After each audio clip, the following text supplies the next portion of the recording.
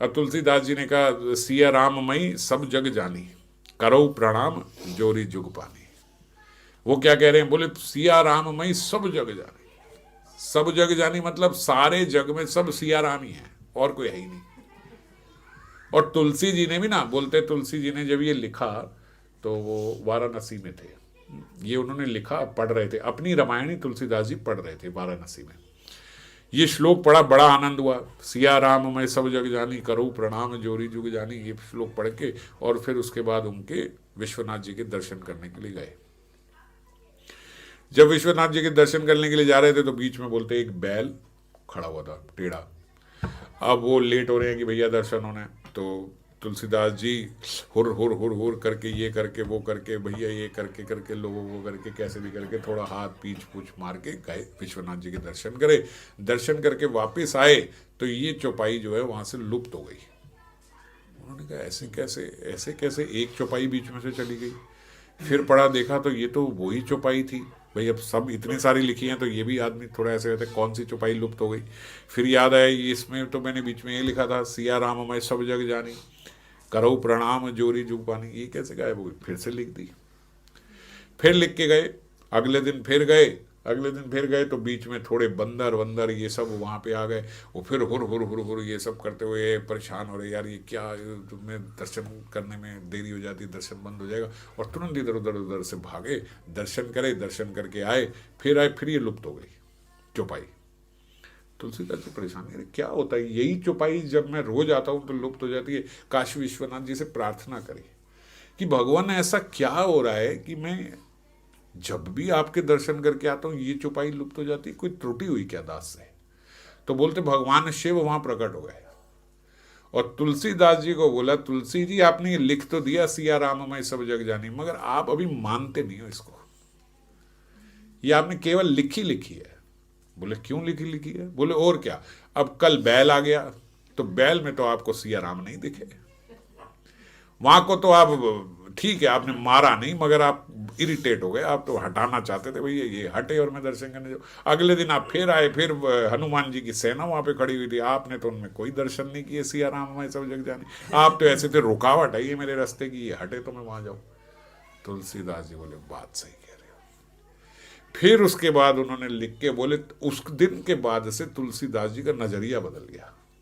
अब जहां जाए प्रणाम करे, जहां जाए प्रणाम, ये मेरे सिया राम ही है, मेरे सिया राम ही है।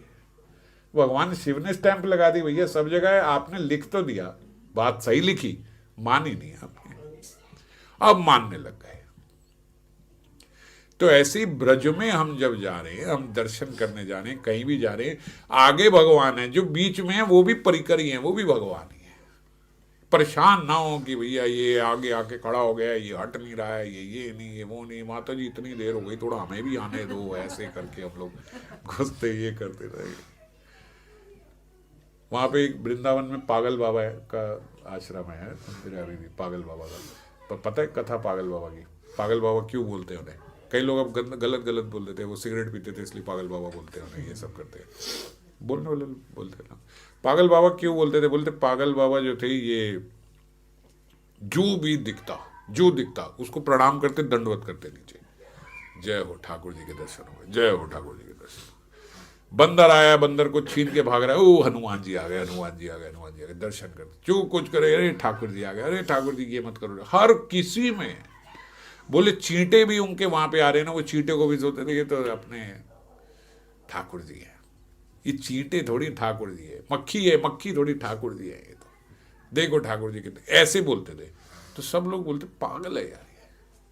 एक बार बोलते वो वहां बैठे हुए शुकर जो है नाली में से निकल के आया, वो ओ हो वराह भगवान आ गए, वराह भगवान आ गए, बोले हार लेके भागे भैया, उनको हार पहना रहे। अब भाई सुअर को नाली में से निकल के कोई हार पहना, आप क्या बोलोगे नहीं, इसीलिए नाम पड़ेगा उनको पागल बाबा।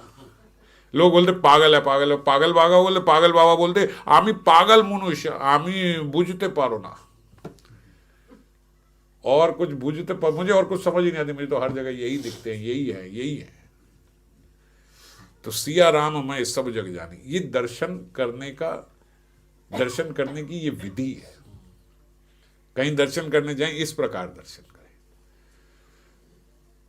ब्रज में जाके अगर आप भैया खास करके वैसे तो सब जगह सिया राम मैं सब जग जानी होना चाहिए।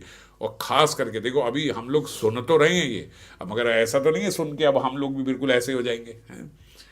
मगर अभ्यास धीरे धीरे धीरे धीरे, अगर अगर सिया राम नहीं जान रहे तो कम से कम सबके गुणों को देखने का अभ्यास बन जाए।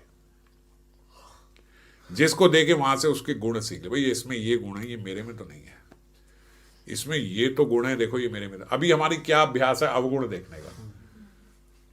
ये देखना ऐसे बैठ रहा है, ये देखना ऐसे खड़ा हो रहा है, ये देखना इसको कैसे आई है, ये देखना ये क्या पहन के आई है, ये देखना ये क्या, अभी हम यही देखते हैं।